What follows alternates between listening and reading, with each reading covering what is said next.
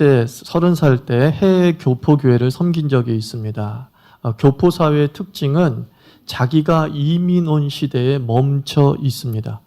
그 최신의 신학이 제공되는 미국에 살면서도 변화하는 미국의 교회론을 전혀 수용하지 못합니다. 70년대에 이민 온 사람은 70년대 한국 교회론에 딱 묶여 있습니다. 80년대에 이민 온 사람들도 80년대 신앙 스타일이 딱 묶여져 있습니다. 그리고 자기의 신앙이 보수라는 그 고집이 그 교포사회, 교포교회를 사로잡고 있습니다. 자기 안에 자리 잡은 것이 선한 것이라면 좋은데 혹시 자리 잡은 것이 잡초 같다면 문제가 아닐 수 없습니다. 자녀를 전혀 보지 못한 아브라함은 답답했죠. 그런데 하나님께서 아브라함에게 나타나서 내 씨를 통해서 내가 자녀를 번성시키겠다라고 말합니다. 이제 후손을 봐야 될 입장에서 아브라함은 불현듯 생각 하나가 떠올랐죠. 그 생각이 무엇이었습니까? 여기 있는 내 시종이 나의 후손이 돼서 나의 양자가 돼서 내 씨를 퍼뜨리면 좋겠습니다 라고 말합니다. 그러나 하나님께서 아니다. 양자를 통해서 내가 민족을 이루는 것이 아니라 네 피를 통하여서 네 직계를 통하여서 내가 큰 민족을 이루겠다라고 말합니다. 하나님의 확고한 말씀에 깨달음이 있었죠. 그래서 변화가 있는 것처럼 보였습니다. 네, 내가 믿습니다 라고 분명히 말을 했습니다. 근데 얼마 있다 시간이 지나면은 여전히 아기를 갖지 못했을 때 아내 사라가 한 가지 권위를 하죠. 이렇게 해서는 우리가 큰 민족을 이룰 수가 없어요. 이제 도저히 우리가 아기를 가질 수 없으니까 이제 첩을 통하여서 내 시종인 몸종인 하갈을 통하여서 씨를 보는 게 어떻겠습니까? 라고 얘기를 합니다. 그러자 아브라함이 어떻게 했어요? 선뜻 그 생각을 받아들였다는 것을 후에 발견하게 됩니다. 왜 그런 줄 아십니까? 사실 아브라함이 예전에 갖고 있던 생각이었잖아요. 사라의 생각이 독특한 생각이 아니라 아브라함도 예전에 가지고 있었던, 아브라함 속에 자리 잡고 있었던 일종의 잡초 같은 계획이었어요. 잡초 같은 생각인 줄 알았습니다. 그래서 믿음으로 반응을 했습니다. 그런데 아브라함이 완전히 뿌리 뽑지 못했다는 거죠. 그러자 어느 순간 스물스물 그 잡초가 다시 자라나기 시작한다는 것입니다. 우리 안에 고정관념이 참 좋은 것이라고 한다면 문제가 없는데, 혹시라도 자리 잡은 고정관념이 그것이 악습이거나 썩어져가는 것이라고 한다면 그것을 완전히 끊지 못했을 때에 어느 순간 그것이 내 삶을 결정적일 때 지배하려고 든다라는 것이죠. 제가 정기적으로 교회에서 하는 설교 중에 이런 내용이 있지 않습니까? 수평 이동하신 성도에게 부탁하는 그런 설교를 종종 합니다. 그때 제가 핵심으로 얘기하는 게 뭐냐면 이전 교회를 잊으라라는 것이죠. 하나님께서 새로운 지경으로 보내주셨습니다. 새로운 신앙의 터전으로 보내주셨습니다. 그러면 어떻게 해야 되죠? 그 새로운 터전에 맞는 삶을 사는 것이 옳습니다. 그런데 우리는 어떻습니까? 이전 교회의 신앙이 스물스물 우리에게 기어오르게 되죠. 그러면서 비교하게 되죠. 그러면서 이것이 더 바람직하다라고 하는 제안들을 하게 되죠. 그런데 그것이 나중에 갈등이 되거나 내 안에 상처가 되기도 합니다. 왜 그렇습니까? 왜 내 뜻을 받아들이지 않지라는 거죠. 사실은 내 뜻이 아니라 무엇이죠? 내 이전 스타일이었던 것이죠. 그래서 우리에게 주어진 새로운 터전에서 온전히 정착하고 믿음의 길을 달려가기를 원한다고 한다면 우리 안에 자리 잡고 있는 70년대 의식, 우리 안에 자리 잡고 있는 80년대 의식을 완전히 끊어버려야 된다는 것이에요. 우리가 미국에서 살고 남미에서 살게 된다라고 한다면 한국적 상황들을 끊어야지만이 그곳에서 온전히 터 잡고 새로운 신앙의 세계와 인생의 세계를 설계해 나갈 수 있게 됩니다. 에베소서 4장 24절에서 분명히 말씀하지 않습니까? 너희들 하나님의 백성들아, 하나님의 사람들아, 옛날 습관의 옛사람을 벗어버리고 의와 진리와 거룩함으로 지으심을 받은 새 사람을 입으라 라고 했습니다. 나는 지금 새 사람이기 때문에 그 새 사람에 걸맞는 옷을 입어야 된다는 거죠. 너 목욕했잖아. 목욕했는데 왜 그 밖에서 뒹굴다가 벗어놓은 옷을 또 입니? 라고 이렇게 말씀하고 있습니다. 우리에게 새로운 인생이 펼쳐졌다고 한다면 그 새로운 인생에 걸맞는 옷이 필요합니다. 지금 겨울에 들어왔습니다. 춥습니다. 여름에 입었던 옷들을 입는다는 것처럼 어리석은 것이 어디 있겠습니까? 왜 그래요? 여름에 입었던 옷이 너무 스타일리시하대요. 그게 딱 나를 잘 표현하고 있대요. 근데 겨울에 그것을 입고 있다고 한다면 우리는 뭐라 그래요? 바보 아니야? 라고 얘기하는 겁니다. 아니면 변태 아니야? 뭐 이렇게 얘기할 수 있게 되는 거죠. 아무리 내 옷에 딱 맞고 내 스타일에 딱 맞다 할지라도 그것은 겨울에 입을 수 없는 옷이라는 것이죠.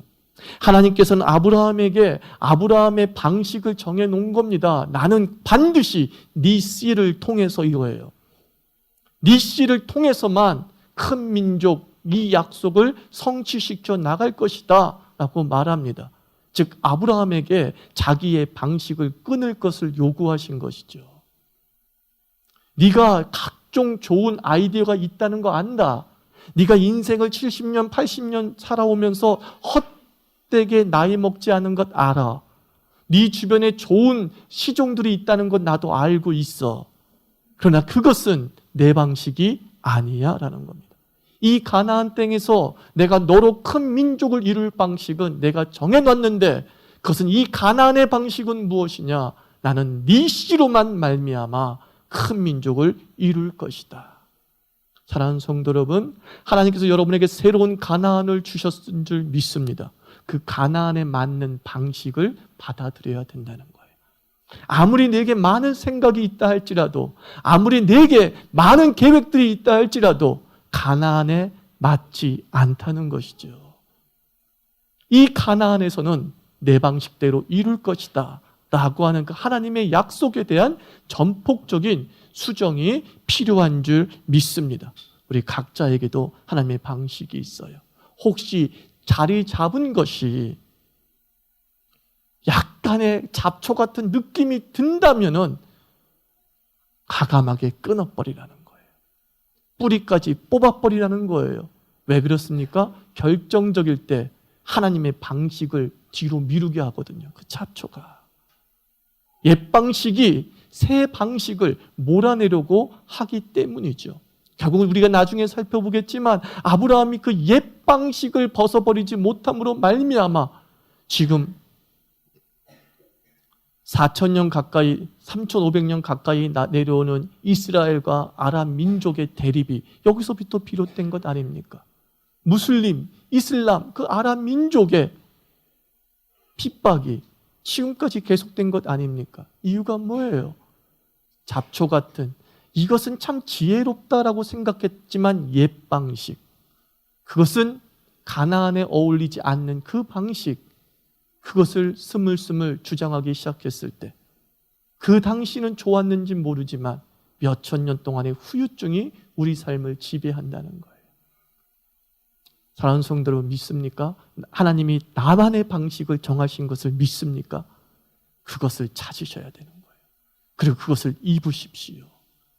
여름옷 던져버리고 겨울옷을 입어서 겨울을 대비하는, 겨울을 좀 만끽할 줄 아는 그런 그리스도인 되기를 축원합니다. 이제 하나님께서 약속합니다. 내가 너의 방패가 되어주고 너로 큰 민족을 이루고 너를 보호해 주겠다라고 얘기를 하는데 7절 이후에 21절까지의 내용을 읽으면서 저는 이렇게 한 줄로 요약해 봤어요. 아브라함은 불가능한 믿음은 강하나 가능한 믿음은 약하다, 이거예요. 이게 무슨 말인지 아십니까? 7절부터 21절 내용이 그거예요. 불가능한 믿음은 강해. 근데 가능한 믿음에 대해서는 너무 약하다는 것이요. 현실주의자 아브라함을 보게 되는 거예요. 자, 보십시오. 내가 너로 큰 민족을 이루겠다, 네 씨로 큰 민족을 이루겠다라고 얘기를 하십니다. 그때 아브라함은 그것을 어떻게 했다 그랬어요? 믿었다 그랬어요. 사실 자기의 상태를 보거나 사라의 상태를 보거나 이건 거의 불가능해요. 성경을 읽어보면 뭐라고 얘기 나옵니까? 사라의 경수까지 끊어졌다. 이건 무슨 뜻이에요? 아브라함의 씨로 더 이상 아기를 가질 수 없다. 이건 불가능이란 말이지. 근데 불가능에 대해서 히브리서나 이런 말씀을 읽어보면 뭐라 그랬어요? 아브라함이 죽은 자를 산자처럼 여기면서 믿었다라고 분명히 얘기해요. 불가능한 것에 대해서는 아멘 했다는 거예요. 아니, 월경이 끊어지고 무정자증이에요, 남편은. 그런데 하나님이 나타나셔가지고 내일 임신하게 될 거야. 근데 뭐 했다는 거예요? 아멘 했대요. 대단한 믿음처럼 보이지 않습니까? 엄청난 믿음이잖아요. 여러분도 그런 믿음 갖고 있어요. 죽으면 부활할 줄 믿습니까? 벌써 대단한 믿음이잖아요. 불가능하잖아요. 세상에서는 부활한다는 게. 세상에서 불가능하잖아요. 황 집사님 월요일날 아버님 소천하셨습니다. 천국에서 만날 줄 믿습니까? 대단한 믿음이에요. 세상은 그걸 불가능하다고 얘기하거든요. 뭔 소리야? 죽은 자를 누가 만나? 그 끝이지. 불가능한 것에 대한 강력한 믿음을 우리 성도가 갖고 있어요. 누구처럼? 아브라함처럼 갖고 있어요. 그런데 아브라함이요, 갑자기 뭐라고 얘기하지 않으십니까? 땅에 대해서는 믿지 못해요. 방금 전까지 믿었던 그 아브라함이 지금은 의심하고 있는 모습을 보게 됩니다. 성경을 찾아볼까요? 우리 읽었던 성경을 보십시오. 7절 말씀 보세요. 8절 말씀 보세요. 그가 이르되 주 여호와여 내가 이 땅을 소유로 받을 것을 무엇으로 알리까? 이렇게 얘기하고 있어요. 지금 보세요. 아브라함은 두려웠습니다. 가나안 동맹체들의 공격을 받을까 봐 두려워했습니다. 그리고 그 가나안 그 5 동맹군들이 다 가나안 땅을 다 가지고 있다는 것도 알고 있습니다. 그러니까 뭐예요? 이 땅을 갖는 것은 좀 힘들지 않을까라는 생각을 갖고 있는 거죠. 그래서 내가 어떻게 내 씨로 큰 민족을 이룰 것입니다라는 그런 질문 안 하고 당장 눈에 보이는 이 땅을 내가 어떻게 가질 수 있습니까? 라고 묻고 있는 거예요. 눈에 보이는 한계, 그것에 대한 회의가 아브라함에게 있었다라고 말합니다. 이게 무슨 얘기냐면 더 쉽게 설명해 드릴게요. 제가 제 아들을 놓고서 이렇게 얘기합니다. 종호야, 너는 세상에서 위대한 사람이 될 수 있어. 그럼 뭐라고 하는지 아세요? 아멘 그래요. 성도들 앞에서 여러분의 자녀가 하나님의 위대한 사람이 될 줄 믿습니다. 그러면 아멘 그래요. 그런데 종으로 앉혀놓고 얘기합니다. 이잖아, 이번에 너 반에서 1등 할 수 있어. 아멘을 못해요. 나보다 등수가 앞선 애들이 59명이야 반에서. 내가 꼴등인 걸 알아. 절망감과 답답함에 사로잡히는 거예요. 네가 위대한 사람이 될 수 있어. 얼마나 불가능한 얘기입니까? 아멘이에요. 근데 59명 정도 제치는 건 가벼운 거 아니에요? 가능한 거 아니에요? 거기엔 아멘 못해요. 이게 우리들의 모습이라는 거예요. 이게 우리들의 모습이라는 거예요. 너무나 내 현실과 관계없는 것에 대해서는 기분 좋게 아멘 해버려요. 이루어져도 그만, 안 이루어져도 그만이거든요. 내게 손해볼 게 없다고 생각하거든요. 그래서 그 믿음 고백은 진실한 고백이 아닌 거예요, 사실은. 이 사람의 믿음의 고백은 어디에서 증명이 되느냐?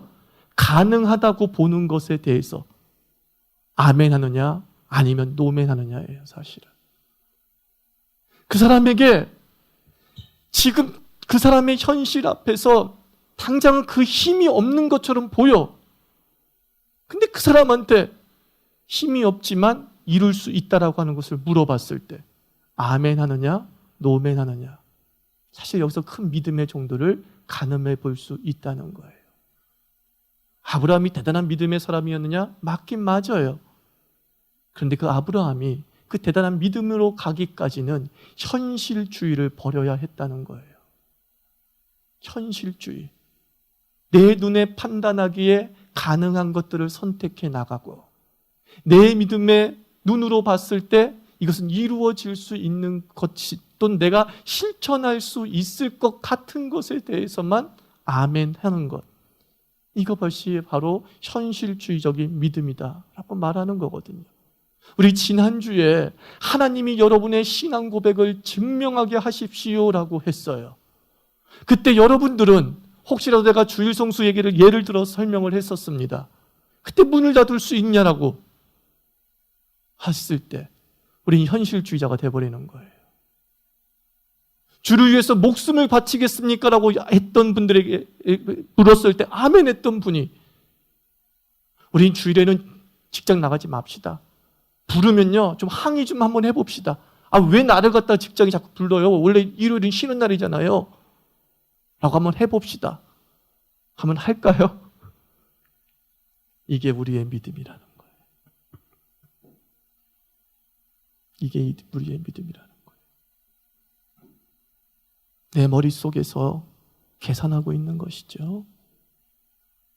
이래도 그만 저래도 그만인 본질적인 신앙 고백에 대해서는 아무런 부담 없이 아멘 아멘 해버려요.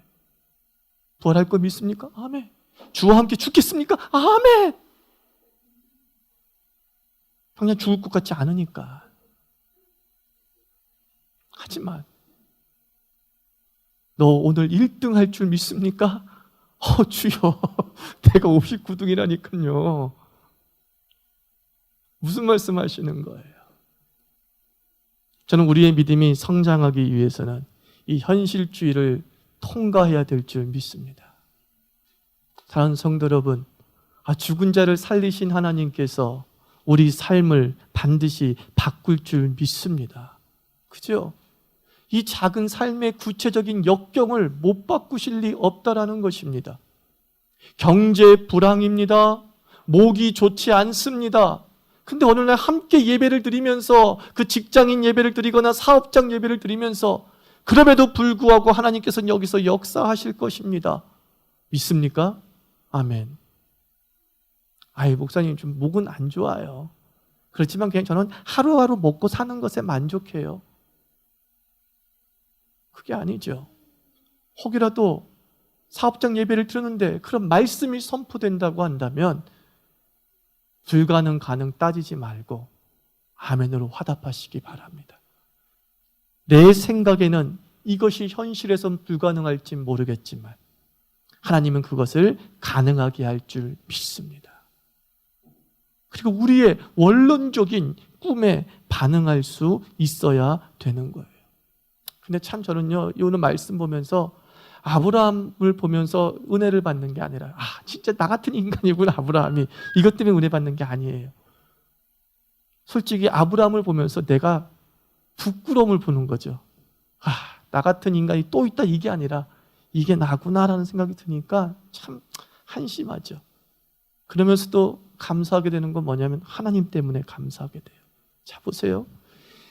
가능한 믿음에 대해서만 반응하는, 또는 가능한 믿음에 너무나 약했던 현실주의자 그 아브라함을 하나님이 질책하지 않으시네. 그럴 수 있다는 거지. 네가 인간이니까 그럴 수 있지. 눈에 당장 죽게 생겼는데 네가 그럴 수 있겠지. 그러면서 하나님이 뭐라고 말씀하냐면 10절 말씀 보면, 9절 말씀 보면 3년 된 암소를 가지고 오고 3년 된 암염소도 가져오고 3년 된 순양도 가져오고 산비둘기 새끼도 가져오고 집비둘기 새끼도 가져와 라고 얘기를 합니다. 그리고 나서 이 아브라함이 그 모든 고기를 반으로 쫙 쪼갰어요. 반으로 쫙 쪼갰어요. 그리고 나서 이제 좌우에 딱 놔둔 것이죠. 좌우에. 이게 일종의 뭐냐면 고대 근동의 언약식이에요. 언약식.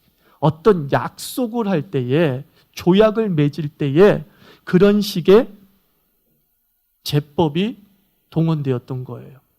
이게 얼마나 무서운 언약식이냐면, 자 보세요. 하나님이 그렇게 하라고 하신 거예요. 아브라함이 그렇게 하라는 게 아니야.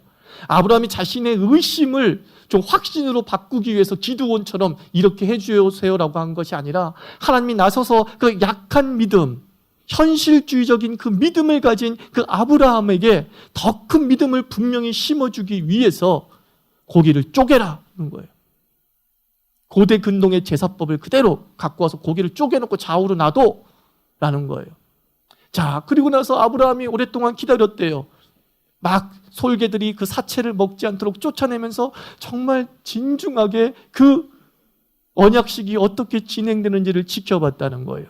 자, 그러자 어떻게 됐어요? 17절 말씀 한번 읽습니다. 같이 읽어요. 시작. 해가 져서 어두울 때에 연기 나는 화로가 보이며 타는 횃불이 쪼갠 고기 사이로 지나가더라 라고 말씀하고 있어요.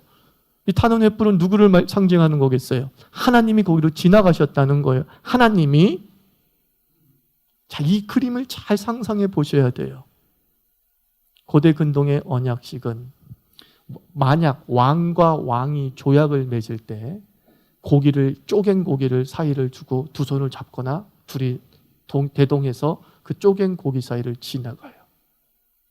무슨 뜻이냐면 만약에 둘 중에 하나라도 이 약속을 지키지 않으면 우리는 이 쪼개진 고기처럼 될 것이다. 그런 뜻이에요. 무슨 뜻이에요? 너 죽어, 이런 뜻이에요.